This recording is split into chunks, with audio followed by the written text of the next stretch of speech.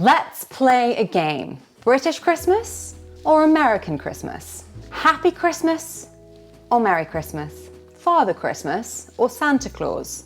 Bauble or Christmas ornament? If you chose the second option every time, you are celebrating American Christmas. Merry Christmas, Santa Claus, Christmas ornament. If, on the other hand, you say Happy Christmas, Father Christmas, and you call this a bauble, you are celebrating Christmas the British way. There is nothing wrong with the American way. In fact, it's the way that tends to dominate pop culture because of Hollywood. However, today we will be examining your typical British Christmas and unpack all the chaos, the wonderful chaos that goes along with this holiday. Today is another English listening comprehension exercise, but obviously with a festive theme. I couldn't let the Christmas season pass without making a themed video because, as your typical British girl, I love everything about Christmas. I love the lead up, I love the day, I love everything about it. And so I thought it would be wonderful to do this lesson in which I teach you about the British Christmas. You will pick up new phrases, new vocabulary, and just get a little insight into British culture. First, let's address the build-up. Christmas in Britain never arrives quietly. By mid-November, there is already All I Want for Christmas blaring in shops, and all the supermarkets compete for the most emotional, nostalgic advert on TV. Streets are lit up with fairy lights, and there's something genuinely really magical about it. Things sparkle, there are Christmas markets that pop up, you drink mulled wine, and then when December comes, there is the Advent calendar. One door for every day of December. And you can find different ones. You can get chocolate calendars, you can get beauty calendars, and it is just accepted that in December you have chocolate for breakfast because you have just opened your Advent calendar. I used to get into trouble because my mum used to make us, again, a handmade Advent calendar with little pockets, and in each pocket she'd put a little treat. I have a sweet tooth, always have, always will, and I would eat ahead of the day. And then, really naughtily, I sometimes would take my sister's chocolate and then I would be in big trouble. There's all the songs, there's the atmosphere. It just is a really beautiful lead up. It's my favourite time of year, I have to say. Children always take part in the nativity plays where you have children playing Jesus and Mary, and at work you have your Christmas jumper day when everyone comes in wearing jumpers that are very Christmassy themed. To be honest, this one is a bit understated. I'll put some pictures up of how over top these Christmas jumpers can be. You always have your Christmas office party or your Christmas work party where people get, well, they get quite drunk and jolly, and it's just a fun time. In the office, we do something called Secret Santa, where you pull out a name and then you have to be that person's Secret Santa and you have to get them a little gift before Christmas. And then sometimes there is a bit of stress because obviously there is the Christmas shopping. There are those who are incredibly organized and do their Christmas shopping in the January sales of the year before, or there are the Black Friday gift buyers. I fall into this category where with all the sales at the end of November, that's when I tend to get all my Christmas gifts. And then you have the last minuters. When I was 18 working in a shop, the amount of people who would run in last minute and say, oh, I have to buy a Christmas gift. I have to buy a Christmas present for my girlfriend. It was quite funny. So, Christmas Eve, it's cozy, we hang up the stockings by the fire, we watch a general classic like Love Actually or some sort of Christmassy film, and we eat just one more mince pie. I will address food properly in a moment. There are a few British staples when it comes to Christmas. One is mince pie. It's a sweet pastry, and inside you have raisins and Christmassy type spices in a sort of I'm not selling it very well. I'll put a picture up. It's quite an acquired taste, but it is so typically British and associated with Christmas that, to be honest, even if you don't naturally love the taste, in a way you do, because it just reminds you of Christmas. And we have Christmas cake. Some of the German traditions have come across. So I grew up in a household where we'd have Lebkuchen,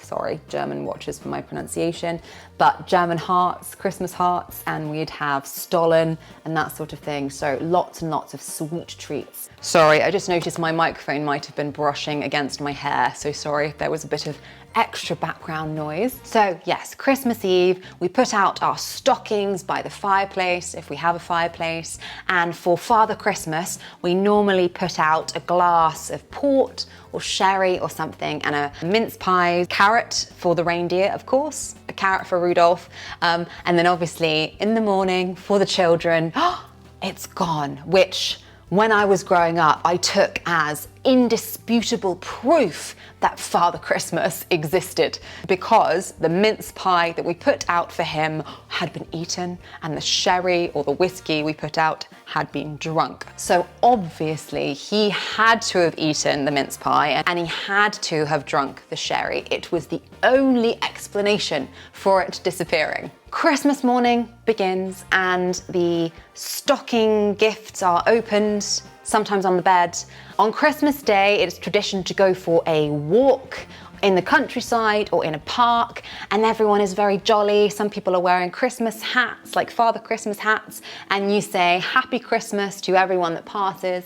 We don't actually really tend to say Merry Christmas. That is an Americanism. I think Americans find it strange that we say Happy Christmas, but there we go. We say Happy Christmas and we sing carols, some typical carols like, I don't know, Hark the Herald Angels Sing and Deck the Halls and all those kind of Christmas carols. The main event is Christmas lunch, which is usually served a bit later. It's just typical. You have your big roast turkey with stuffing, roast potatoes, roast parsnips, roast sweet potatoes. You have Brussels sprouts, which gets mixed opinions from people, bacon, sausages. It's a big, big feast.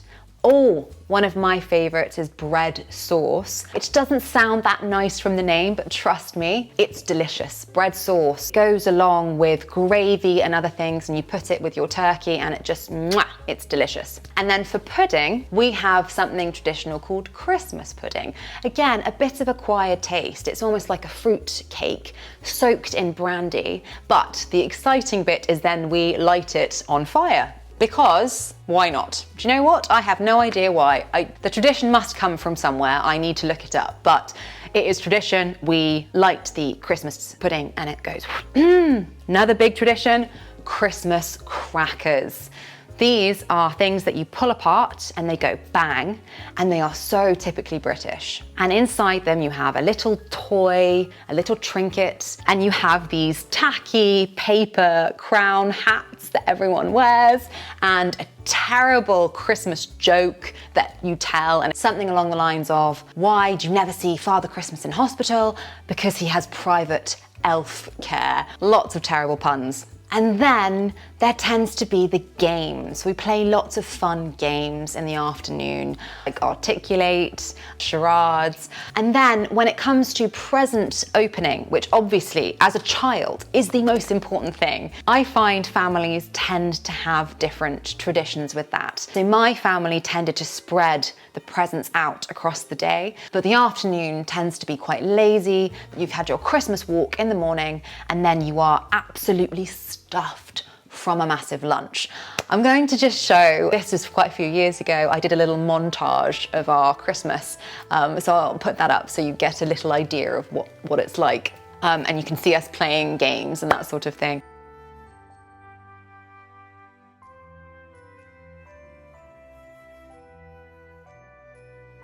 There are so many things I forgot, like our Christmas tree, that lovely smell, putting up the Christmas tree. And then Christmas TV in the UK tends to be quite a big deal. You have Christmas specials, something like the Downton Abbey Christmas special, though everything has been changed by streaming services like Netflix and things. It used to be that everyone would tune in and watch Christmas specials. Oh, so many traditions I've also forgotten. I might do a part 2. If you find this interesting, you might be finding this very boring, in which case I won't. Another big one I need to mention, because I don't think this is such a big day in America. Any American viewers can correct me. The day after Christmas Day, we call Boxing Day.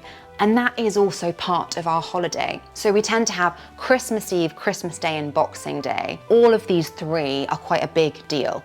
And Boxing Day is still a bank holiday, so no one works on Boxing Day either. The name Boxing Day comes from when rich families essentially would give their servants presents on Boxing Day. Boxing Day is essentially a day to decompress after Christmas, but also you have all of the leftovers of the massive meal you had the day before. And then you have the gap between Christmas and New Year's. Often people have quite a big hangover.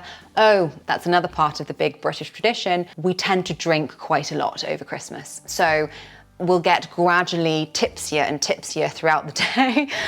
It's just fun, it's fun. The aim isn't to get drunk, the aim is just to maintain a steady level of happy tipsiness throughout the day. As you can tell from how I've spoken, I am a Christmas enthusiast. I love this time of year.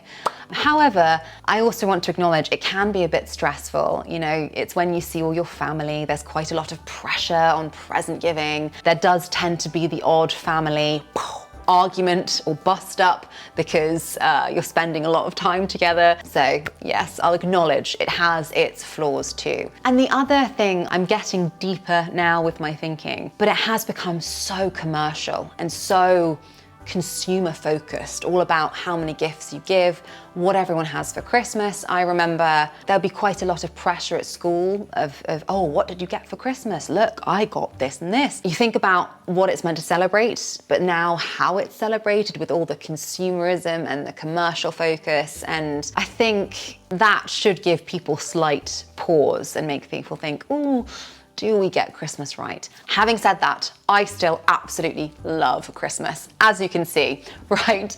I hope that was useful. I hope you enjoyed that little peek into what a British Christmas looks like.